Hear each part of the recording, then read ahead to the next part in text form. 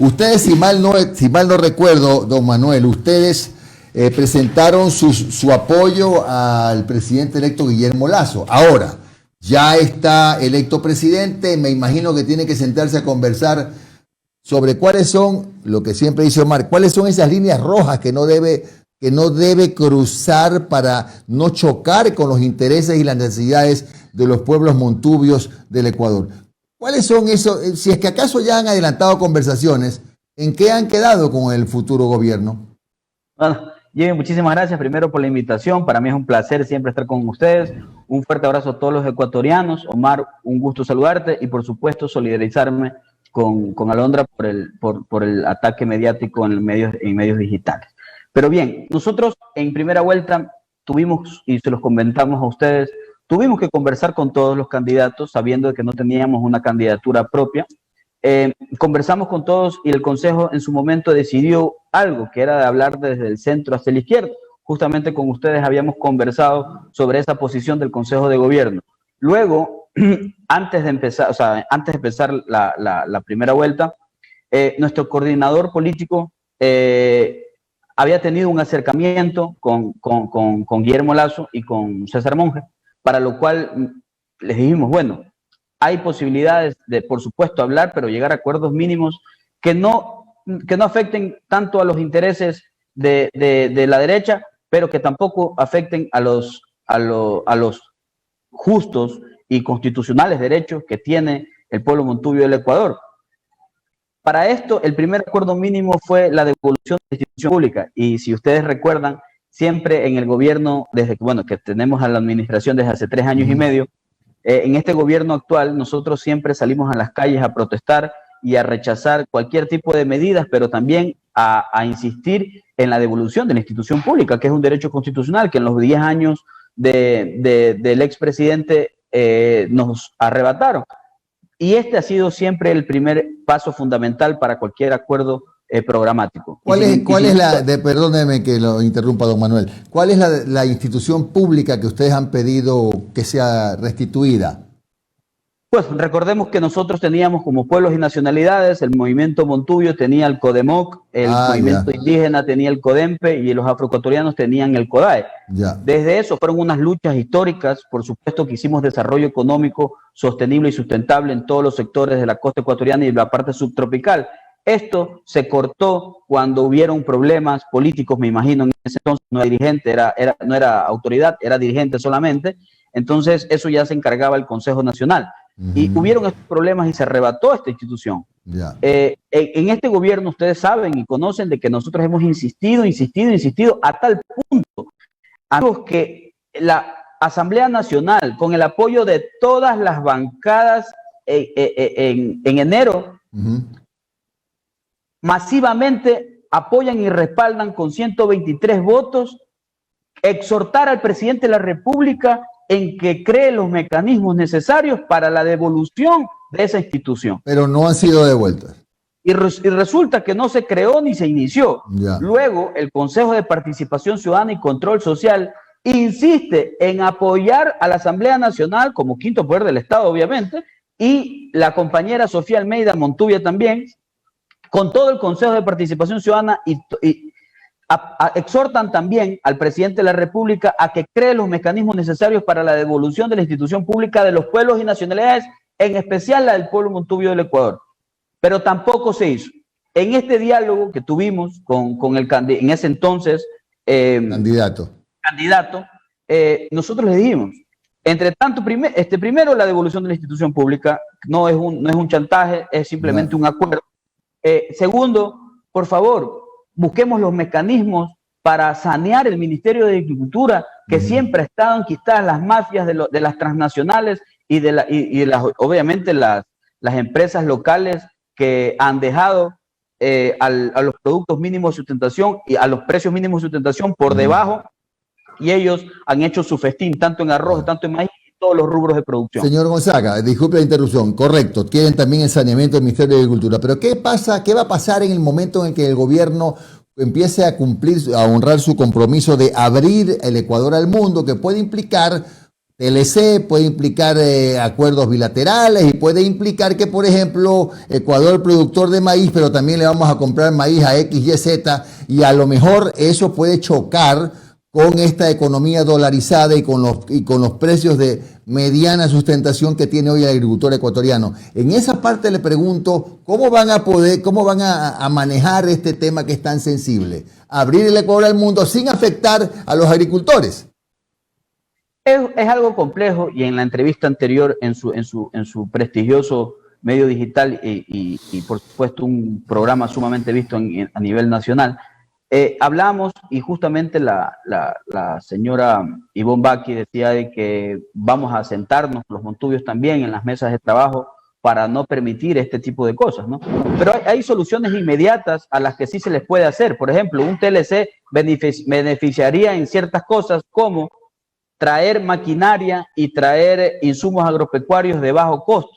Eso definitivamente bajaría los costos de producción. Por ejemplo, $2.000 en una hectárea de arroz es sumamente caro. Si nosotros bajamos los costos de producción y por lo menos los dejamos en la mitad, por supuesto que vamos a tener capacidad por lo menos de endeudamiento y capacidad también de una ganancia muy buena. Pero al importar arroz, que es el ejemplo justamente, nos quebraría. Entonces, podemos nosotros darle arroz, maíz y a países que no producen. Por ejemplo, Venezuela es uno de los países que no tiene producción alimentaria. Ellos viven generalmente del petróleo. Ucrania, y así una infinidad de países que no producen y que nosotros podríamos estar dispuestos, de los pequeños productores que representamos, porque hoy también en una entrevista siempre tratan de trastocar, y yo he sido claro en su programa y en todos los programas. Nosotros no representamos al 100% de los agricultores, porque hay más de 6 millones de agricultores en el Ecuador. Nosotros representamos un modelo económico del pueblo montubio y representamos más de 1.700 comunidades que vienen de un proceso histórico. Esas comunidades, ese conglomerado, esa participación activa es lo que representamos, no más. No queremos irnos a representar más cosas, porque si con lo poco que tenemos no podemos, imagínense con mucho.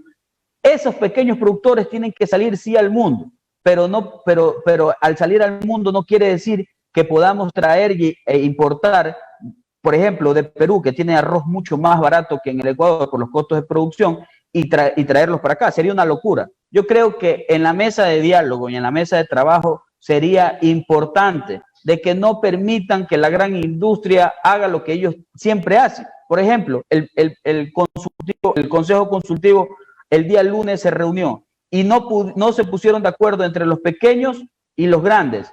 ¿Cuáles pequeños fueron a representarnos? Uno o dos que sí son pequeños, pero el resto eran todos industriales. Resulta que no llegaron a un acuerdo, y ahora el Ministerio de Agricultura, el más incompetente, el más deshonesto, el que trabajó solamente para la gran industria, es el que tiene que fijar otra vez el precio mínimo de sustentación, cuando de 35,50 que siempre estuvo, ahora lo bajaron a $29 y ahora pretenden no subirlo, sino mantenerlo. Eso es una locura. Pero por eso hemos dicho sanear el Ministerio de Agricultura, porque gente incompetente, desconocedora de la realidad de los pueblos y nacionalidades, son los que van a representar la gran industria sin saber nada de lo que pasa en las comunidades y en los pueblos y nacionalidades.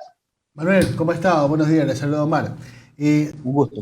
¿Cómo están enfrentando ustedes desde el agro esta subida mensual de los combustibles? El mismo día de las elecciones, al siguiente día, perdón, dio la noticia del incremento de los combustibles. Para nosotros es encarecer los costos de producción. Nosotros hicimos una reunión el día lunes con dirigentes arroceros, maiceros, en Guayas, solamente en Guayas, para poder tratarlo local y no alocarnos en tantas medidas. De hecho, la mayoría pide salidas a la carretera, y ustedes saben que siempre nos hemos portado decentemente en las carreteras pidiendo este tipo de medidas y rechazarlas, ¿no? Pero no queremos trastocar los diálogos. Sabemos que no es la culpa del electo, sabemos que es la culpa de este gobierno que no ha sabido manejar las cosas, y por supuesto nosotros hemos dicho, esperemos un mes. Si esto sigue subiendo y si el nuevo presidente electo no hace algo con estas medidas, obviamente nosotros no podemos decirle a la gente paren y no salgan a las carreteras.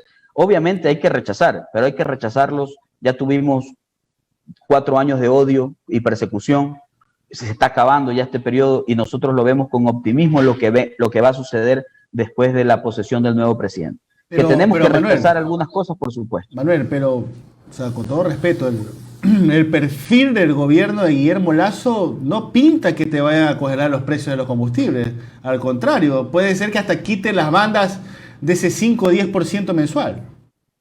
Por supuesto, hemos sido claros.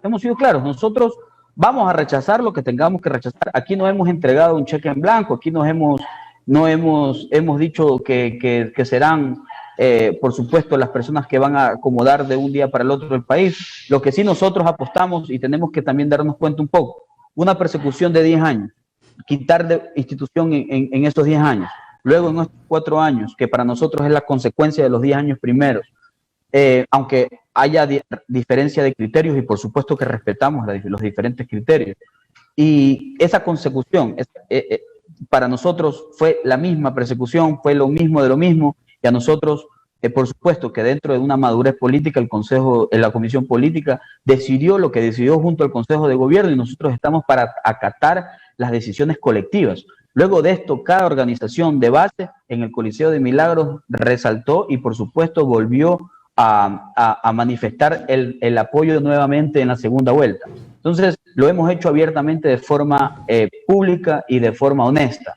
Lo que venga de ahora en adelante con el nuevo gobierno, saben muy bien las bases que nosotros no estamos para hacer negocios, ni mucho menos entregarnos. Nosotros lo que vamos a hacer es dialogar en beneficio del sector, bajar los costos de producción, bajar los insumos agropecuarios, tener mejores condiciones para la comercialización, retomar nuestro modelo económico de desarrollo, tantas cosas que tenemos que hacer que indiscutiblemente todos los problemas no los vamos a solucionar nosotros como pueblo para nuestras organizaciones. Pero sí debemos tener optimismo porque todavía no empieza y todavía no podemos rechazar algo. Que el perfil no sea, tal vez no todos coincidimos, pero para eso son las mesas de trabajo y lo vemos con mucho optimismo de que las cosas para nuestras comunidades van a mejorar y que por supuesto va a haber un gobierno que, como lo dijeron, y voy a repetir y me voy a tomar la palabra, ayer un hermano indígena me dijo, tómate el nombre de nosotros, los pueblos y nacionalidades, tanto indígenas, afroecuatorianas y montubias, a pesar de que en la costa se perdió con un mínimo porcentaje, porque nosotros hicimos el trabajo que teníamos que hacer dentro de nuestro compromiso. Pero los pueblos y nacionalidades en su totalidad, empezando desde los montubios, afros e indígenas, hicieron una gran labor y el presidente electo dijo de que se va a pintar de color el gobierno. Un gobierno que sea multicultural, plurinacional, por supuesto que entremos todos los pueblos y nacionalidades a la toma de decisiones y que obviamente se respete nuestros sectores y nuestra territorialidad. Manuel, ¿cómo está? Le saluda Londra Santiago, le agradezco muchísimo por su apoyo. Oiga, solo una preguntita chiquita porque nuestro invitado Guido Chiriboga, asambleísta por Creo, afirmó que también se podría analizar el tema del uso de armas, sobre todo en las zonas rurales. En esa cuestión, ¿qué es lo que piensan, no? ¿Es necesario? ¿Habría que valorar muchísimas cosas? ¿Qué políticas públicas podrían enfrentarse ante ello? Cuéntenos cuál es su opinión. Pues, hoy tuvimos, en la semana pasada, tuvimos, y no te preocupes, encantado de solidarizarme. Hace una semana tuvimos un problema en Vía de la Costa con un ganadero que tuvo problemas con la policía. Yo creo que la policía tiene que ser más consciente de que la única herramienta que tenemos en el sector agropecuario para defendernos de los delincuentes son las armas. Tenemos porte, pero no tenencia. Entonces, yo creo que la Asamblea Nacional, junto a los liderazgos que se vengan en este nuevo gobierno, deberían tratar con claridad el tema del porte y la tenencia de las armas dentro del sector agropecuario. No puede ser que hace poco, y yo creo que ustedes, al menos el licenciado que le gusta el agro y el tema agropecuario por los caballos, sabe que el señor García de Salitre fue, la delincuencia arrebató caballos finos de paso de ellos y por supuesto todos esperamos que esto se solucione, no solamente por la cuantía en los animales, sino también porque es nuestra identidad, es nuestra cultura. Nosotros creemos y estamos totalmente optimistas de que todas las cosas en beneficio de la seguridad, en beneficio de la salud y en beneficio del desarrollo social y económico de los pueblos y nacionalidades va a empezar con pie derecho, y esto nos va a dar fortalezas para poder repudiar, reprochar y por supuesto tener las medidas claras de cómo vamos a combatir la delincuencia en nuestros sectores. Perfectamente. Gracias a don Manuel Gonzaga, presidente nacional del Pueblo Montubio del Ecuador. Muchísimas gracias por su comparecencia. Un buen día, don Manuel.